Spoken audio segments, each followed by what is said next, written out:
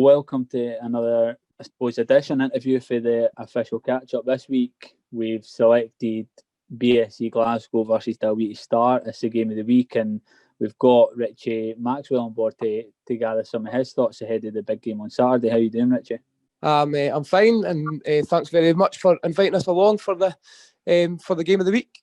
Yeah, it's definitely an interesting tie as we head in, but before we get onto that tie itself as such, I just want to find out for yourself, obviously, how are you getting on? Are you looking forward to the football getting back into full swing? Yeah, looking forward to getting back into competitive action. It's been a long time coming. A bit of an extended pre-season for the boys, but I think now they're ready to get back into league games and competitive games. Absolutely. And for yourself, obviously, you spent a good, I think, 8 or 9 seasons with Dalbeattie as a player. You captained the side, and then last May you took over the position as manager of the squad. You've had, I want to say, a full season, not quite a full season, but you've had a year with the team now. How are you settling in? How are you finding it? I think last year was definitely a steep learning curve. So, having been a player in the Lowland League since it started, I think the quality has increased significantly. We've obviously got bigger clubs in now, and they're spending money. They're bringing players out of league football. So Celtic Hearts, East Stirling, East Kilbride, they're all bringing boys from Championship, League 1, League 2.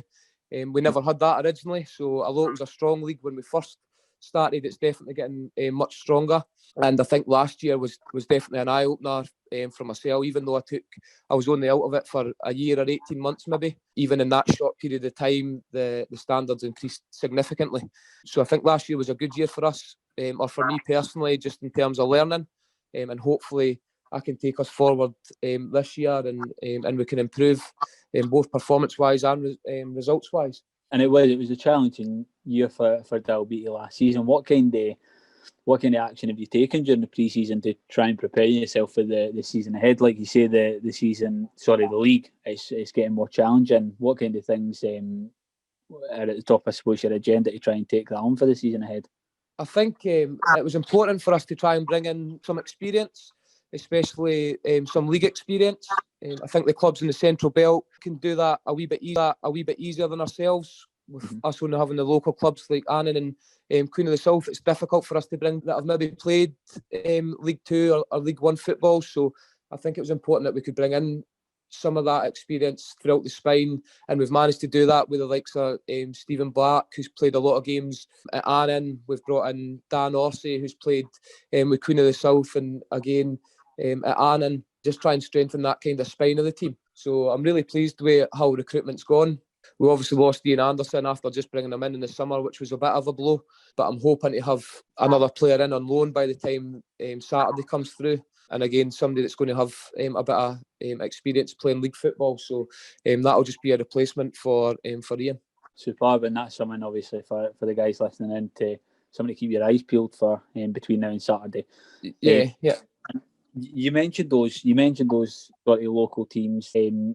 They've been a big part of your pre-season. You've been able to, definitely set yourself up against some opposition with league experience, similar to what some of the teams in the Lowland League are going to have in the season ahead. How have those pre-season games been? Have the boys been enjoying it? Have they been taking a lot away from it? Yeah, so it's actually, if in terms of like the travel restrictions, it's probably worked in our favour, because it means we've been able to play Annan, and we've played Queen of the South a couple of times during pre-season. So it's good to set yourself up against league teams and challenge yourself in pre-season, and the experience to take away from that has been invaluable. So obviously, especially the second time we played Queens, the likes of Dobie and McKee are playing, who are quality players, and it can only benefit our boys playing against players of that standard. And it sets ourselves up, like I said, there's a lot of players coming into the Lowland League this year who have or probably could still be playing Scottish League football, and for whatever reason have decided to come down into the Lowland League. So to be able to compete against Queens and Annan in pre-season is beneficial for us moving forward, and we'll play against players of that quality throughout the season. I've no doubt about that. For us at the Catchup, it'll be good to get down to Elcroft and see you guys in action, maybe at training before the next time you're on a sort of game of the week. Obviously, we're doing this interview on Zoom, want to keep things safe given the current conditions, but it'd be definitely interesting. This is going to be one of the first opportunities to see you guys in action when you go up against BSC Glasgow on Saturday. That game against BSC, it'll be the 13th time that you guys have played, both been in Lowland League for a good few years now. BSC, they're a challenging side definitely to go up against, but in the past, they're a team that you've been able to take points from when you have met in the past. What are some of the keys for Saturday for you guys? I think it's difficult at the start of the season because obviously both squads will have changed quite significantly since the last time we met. So it's a bit of an unknown quantity when you're going in at this time of the year. But they're always, since Stephen Swift's taken over, they've always been a team that have been up challenging at the top end of the table. Again, I think this season they'll be looking for the same. So we'll be looking to challenge like Celtic Hearts, East Kilbride, Stirling at the top of the league. They're big, they're physical, and we need to make sure when we go up we can match them in terms of that. Their work rate's always really good as well. So I think we need to set our stall up and be sure that we can match that first and foremost, and then look to play from there. Is the trip to Islecroft, is that one that the boys all look forward to, or is there any particular sort of games that you're looking forward to in the season ahead? I think it's always good to challenge ourselves. So I think we've got to see the likes of East Kilbride have obviously brought in a lot of players from league football. Celtic Hearts have signed Callum Higginbottom to add to their squad. So I think the boys are always looking forward to going and challenge themselves against these players and against players that have played in the Scottish League for a number of years and have that league experience. So I think that's always some people see it as a negative, but for me I see it as a positive, and it's a challenge for both ourselves as managers and coaches and for the players. To go and prove that we've got that ability and that quality that can go and match teams like that. Absolutely, and when you look at the squad, you've got some very experienced guys in the squad already, and like you say, you've added to it over the pre-season. Are there any boys in particular that you're going to be looking to call upon to sort of lead the team on Saturday to, I suppose, lead the charge and look for getting something away from BSC?